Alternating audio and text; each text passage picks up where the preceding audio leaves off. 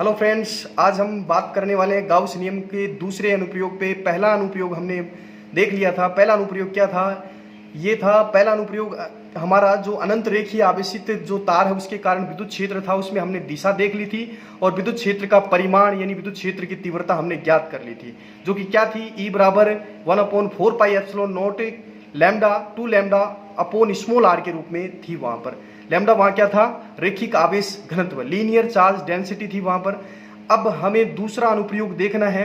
ये जो दूसरा अनुप्रयोग है ये पहले की तुलना में और भी इम्पोर्टेंट है एग्जाम के पॉइंट ऑफ व्यू से। ये ध्यान रखिएगा, इम्पोर्टेंट अनुप्रयोग है। तो ये क्या है दूसरा अनुप्रयोग? अपरिमित आवेशित अचालक पट्टिका के कारण विद्युत क्षेत्र। इसमें हमें विद्युत क्षेत्र की दिशा निकालनी पड़ेगी और विद्युत क्षेत्र का परिमाण अर्थात विद्युत क्षेत्र की तीव्रता हमें ज्ञात करनी पड़ेगी। जैसा पहले अनुप्रयोग में था वैसा का वैसा ही इसमें भी करना पड़ेगा। तो देखिए, इसमें एक अचालक परत या पट्टिका ली गई है जो कि क्या है? आवेशित है। और ये आवेश कैसा है? धनावेश है, जो कि इस पट्टिका के पृष्ठ पर है। पट्टिका के पृष्ठ पर ये आवेश है। ठीक है, देखिए ये अपरिमित है, मतलब इसकी कोई सीमा नहीं है। लेकिन हम क्या करेंगे, इस अपरिमित जो पूरी आवेशित अचालक पट्टिका है वो पूरी ना लेंगे, मतलब पूरी नहीं लेंगे, उसका एक भाग लेंगे। अपरिमित आवेशित चालक पट्टिका का एक भाग लेते हैं ABCD। तो ये अचालक पट्टिका, अपरिमित अचालक पट्टिका का एक भाग है ABCD के रूप में। ABCD अपरिमित नहीं, उसका एक भाग लिया गया ABCD के रूप में। और जिसका पृष्ठ आवेश घनत्व कितना है भाई? सिग्मा है। कितना है? सिग्मा। कहने का मतलब एकांक क्षेत्रफल में उपस्थित आवेश की मात्रा होती है सिग्मा, पृष्ठ आवेश घनत्व। तो ये पृष्ठ आवेश घनत्व हो गया, पृष्ठ आवेश घनत्व हो गया। और इस पट्टिका के मध्य बिंदु या किसी बिंदु O से लंबवत दूरी, ये पट्टिका का मध्य बिंदु O है और इससे लंबवत दूरी, ये देखो लंबवत दूरी स्मॉल r पर स्थित बिंदु P पर विद्युत क्षेत्र की दिशा ज्ञात करनी है। विद्युत क्षेत्र की दिशा ज्ञात करनी है और इसके लिए हम क्या करेंगे? O के दोनों तरफ, ऊपर भी और नीचे भी, समान दूरी पर और समान लंबाई के दो क्षेत्रफल अल्पांश A और A डैश लेते हैं। एक तो A ले लिया और दूसरा ले लिया मैंने A डैश। अब इन दोनों अल्पांशों के कारण, यानी दोनों अल्पांश कौन कौन से? A और A डैश के कारण बिंदु P पर विद्युत क्षेत्र की दिशा क्या होगी? दिशा क्या होती है भाई? A और A डैश की वजह से क्या होगी? A की वजह से और A डैश की वजह से दिशा क्या होगी? AP इस प्रकार से, AP के अनुदिश, AP के अनुदिश यानी DE इस प्रकार से धनावेश से दूर होगी ना भाई, तो इसलिए पॉइंट P से दूर हो जाएगी AP के अनुदिश। इसी प्रकार से क्षेत्रफल अल्पांश दूसरा है हमारा A डैश। तो इस A डैश के कारण बिंदु P पर विद्युत क्षेत्र की दिशा क्या होगी? A डैश P के अनुदिश यानी ये DE होगी। देखिए बात ये है, दिशा का तो हमें पता चल ही गया, AP के अनुदिश होगी और दूसरे में A डैश P के अनुदिश होगी। अब बात ये DE लिखा है मैंने, पिछले वाले लेक्चर में बताया नहीं कि यहाँ DE क्यों लिखा, दोनों में सेम क्यों लिखा, क्योंकि आपको पता होना चाहिए कि यहाँ पर दो क्षेत्रफल अल्पांश, एक तो A और A डैश समान लंबाई के हैं, दोनों क्या है? समान क्षेत्रफल के हैं। A और A डैश समान क्षेत्रफल के हैं और ये दोनों के दोनों बिंदु O से समान दूरी पर है। और तीसरी बात इसमें यह भी है कि ये इन दोनों अल्पांशों से बिंदु P की जो दूरी है वो समान है। दोनों अल्पांशों से, क्षेत्रफल अल्पांशों से बिंदु P की दूरी क्या है? समान है। इसलिए बिंदु P पर जो विद्युत क्षेत्र का परिमाण मिलेगा वो क्या मिलेगा? दोनों की वजह से समान मिलेगा। और वो भी कितना मिलेगा? DE मिलेगा। ये बात याद रखिएगा। दिशा तो हमें पता चल गई और परिमाण सेम क्यों रहेगा ये भी पता चल गया। DE रहेगा, ये परिमाण सेम ही रहेगा। ठीक है ना, ये बात याद रखिएगा। तो दिशा भी पता चल गई। अब ये दिशा देखिए, यहां पर दो दिशा हो गई, एक तो हो गई AP के अनुदिश और दूसरी हो गई A डैश P के अनुदिश। अब हमें तो क्या करनी है? विद्युत क्षेत्र की परिणामी दिशा चाहिए, विद्युत क्षेत्र की परिणामी दिशा को ज्ञात करना है। तो उसको ज्ञात करने के लिए हम क्या करेंगे? हम देखिए यहाँ इस DE, एक तो ये DE है और ये दूसरा DE है, इसको क्षैतिज और ऊर्ध्वाधर घटकों में वियोजित करेंगे। ध्यान से देखिए, दोनों विद्युत क्षेत्र की दिशा भिन्न भिन्न है तो इनका वियोजन करेंगे और वियोजन करके हम परिणामी विद्युत क्षेत्र की दिशा ज्ञात करेंगे। अब वियोजन हमने कर रखा है, जैसे पहले वाले लेक्चर में भी बताया, सेम वैसा का वैसा ही है, कोई डिफरेंस नहीं होगा। अब ये एंगल तो थीटा ही होगा भाई। अब ये एंगल, ये जो लाइन है यहाँ वाली, ये जो डिस्टेंस, ये लाइन दिख रही है आपको, इस लाइन ओरिजेंटल लाइन के साथ क्या एंगल बना रही है यहाँ, थीटा। तो ये नीचे वाले भी कितना बनाएगी, थीटा बनाएगी। दूरी समान है, सब कुछ समान है, यहाँ पर दूरी समान है। ओ से स्मॉल एल दूरी पर है ये क्षेत्रफल अल्पांश, और ऊपर वाला भी स्मॉल एल दूरी पर है, और दोनों क्षेत्रफल अल्पांशों का जो क्षेत्रफल है वो भी क्या है, समान है।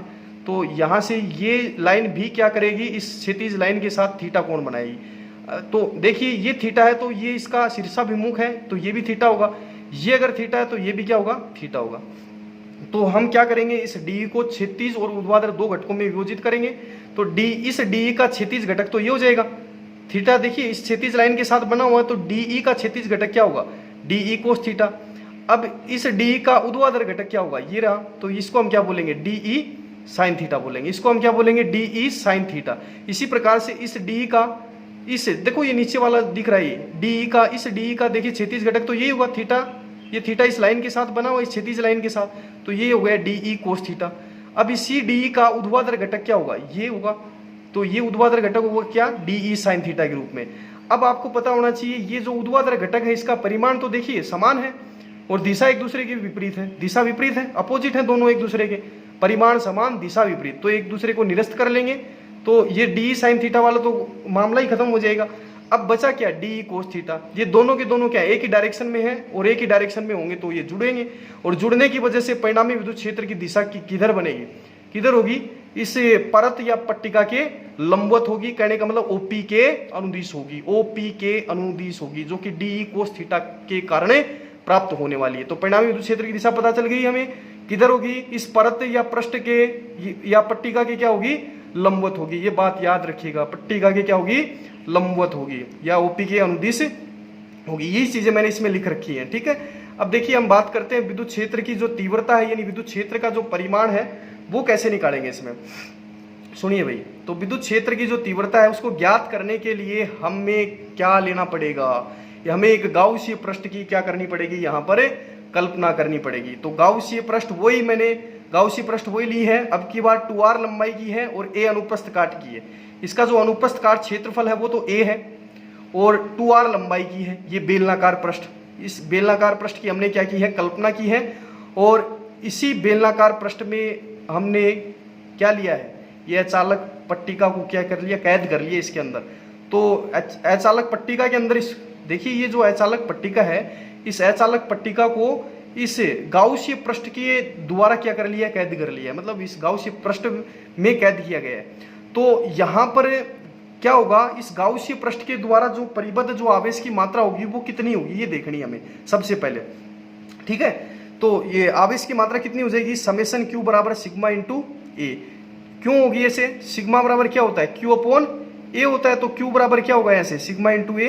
तो टोटल आवेश की मात्रा कितनी होगी, इस गाउसीय पृष्ठ के द्वारा जो परिबद्ध जो घेरा गया आवेश है, उस घेरे गए आवेश की मात्रा कितनी है, सिग्मा इंटू ए के रूप में होगी। ये बात याद रखिएगा, ठीक है। वैसे ये जो पट्टिका है ये क्या करती है, इस गाउसीय पृष्ठ को दो भागों में बांटती है, ये बात भी आप याद रखिएगा। ये पट्टिका है ना, दो भागों में विभक्त करती है इसको, ठीक है, ये भी ध्यान रखिएगा। तो इस गाउसीय पृष्ठ के द्वारा परिबद्ध आवेश की मात्रा हमारे पास आ गई। घेरे गए जो आवेश की मात्रा वो कितनी है, समेशन क्यू बराबर सिग्मा इंटू ए के रूप में हो जाएगी। तो ये बात आप ध्यान रखिएगा, सिग्मा इंटू ए के रूप में होगी आवेश की मात्रा। तो ये हो गया हमारा समीकरण नंबर 1। अब हमें फ्लक्स देखना है इस पूरी गाउसीय जो पृष्ठ, ये जो गाउसीय पृष्ठ दिख रही है ना आपको, ये बेलनाकार गाउसीय पृष्ठ है। इस गाउसीय पृष्ठ के द्वारा जो परिबद्ध आवेश की जो मात्रा है, सॉरी आवेश की मात्रा तो निकाल ली, इस गाउसीय पृष्ठ के ये जो गाउसीय पृष्ठ है, इस गाउसीय पृष्ठ से जो निर्गत विद्युत फ्लक्स है वो और देखना है हमें। आवेश की मात्रा तो हमने देख ली, अब विद्युत फ्लक्स देखना है। तो विद्युत फ्लक्स क्या होता है, गाउसीय पृष्ठ से निर्गत विद्युत फ्लक्स क्या होता है, फाई बराबर summation sorry integration E dot D A, इस रूप में होता है। फ्लक्स को डिफाइन इस प्रकार से किया जाता है, ई डॉट डी ए के रूप में। अब देखिए वही बात है, वो जो पहले जो बात की थी वही बात अब करनी है। अब एक जो गाउसीय पृष्ठ है, इस गाउसीय पृष्ठ से ही निर्गत होगा जो फ्लक्स निर्गत होगा।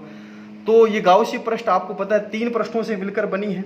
इसमें 2 तो वृत्तीय पृष्ठ है, 2 वृत्तीय पृष्ठ कौन कौन सी, S1 और S2, 2 तो क्या है इसमें वृत्तीय पृष्ठ है। और एक S3 ये दिख रही है आपको, ये दिख रही है, ये बीच वाली, ये क्या है, ये बेलनाकार पृष्ठ भी बोल सकते हो या फिर वक्राकार पृष्ठ भी बोल सकते हो, ठीक है।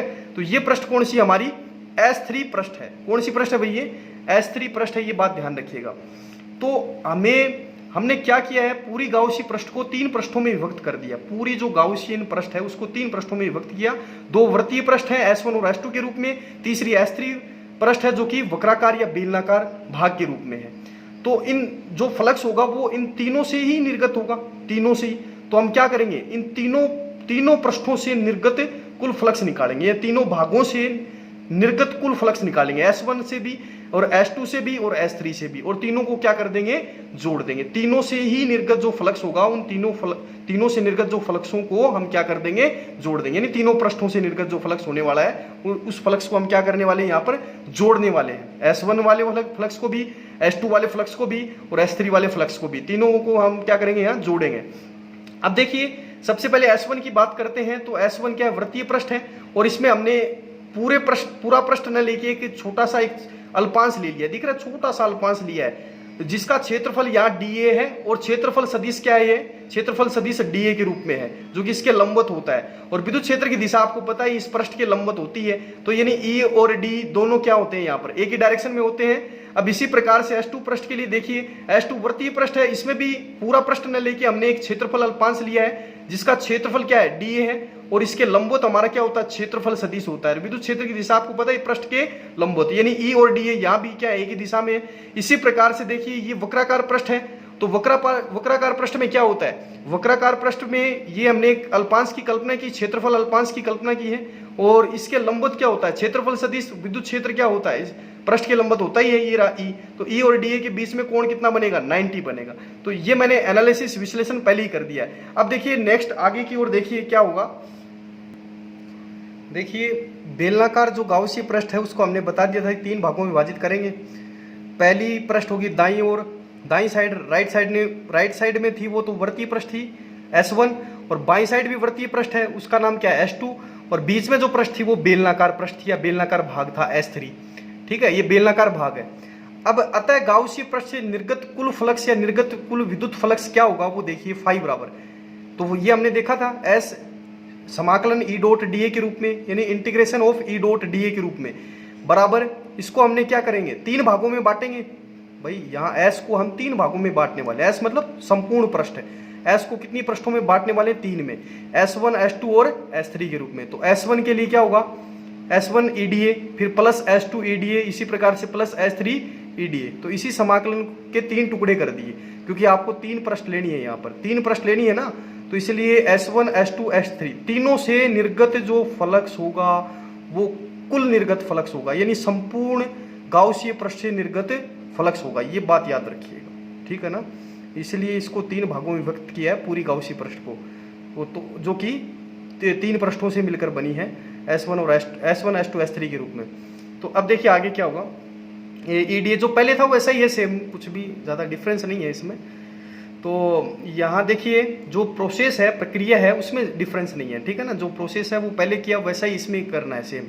तो EDA है तो एंगल यहाँ डॉट प्रोडक्ट है, तो E डॉट dA का मतलब होता है EDA कोस थीटा। इसी प्रकार से S2 के लिए EDA cos theta, EDA cos theta, ये तो हमने लिख दिया है। अब देखिए चूंकि यहाँ पर S1 और S2 पृष्ठ क्या है, S1 और S2 पृष्ठ पर क्या होता है, विद्युत क्षेत्र और क्षेत्रफल सदिश दोनों क्या होते हैं, S1 और S2 पृष्ठ पर विद्युत क्षेत्र E और dA दोनों पैरेलल होते हैं, कहने का मतलब एक ही दिशा में होते हैं। E और dA आपने देखा था, पीछे मैंने बताया था, E और dA दोनों एक ही डायरेक्शन में है, अतः थीटा बराबर क्या होगा, 0। और S3 पृष्ठ की बात करनी है तो S3 पृष्ठ पर क्या होगा, E विद्युत क्षेत्र E और क्षेत्रफल सदिश दोनों क्या एक दूसरे के लंबवत, तो थीटा बराबर 90। तो थीटा की जगह यहाँ तो 0 रखना है, यहाँ भी क्या रखना है, 0 रखना है, तो यहाँ भी 0 रखना है, और यहाँ क्या रखना है, 90 रखना है थीटा की जगह। तो ये रखेंगे तो देखो इस प्रकार से मिलेगा आपको, ये अगला जो टर्म है इस रूप में, S1 EDA कोस 0, S2 EDA कोस 0, S3 समाकलन EDA कोस 90, इस प्रकार से।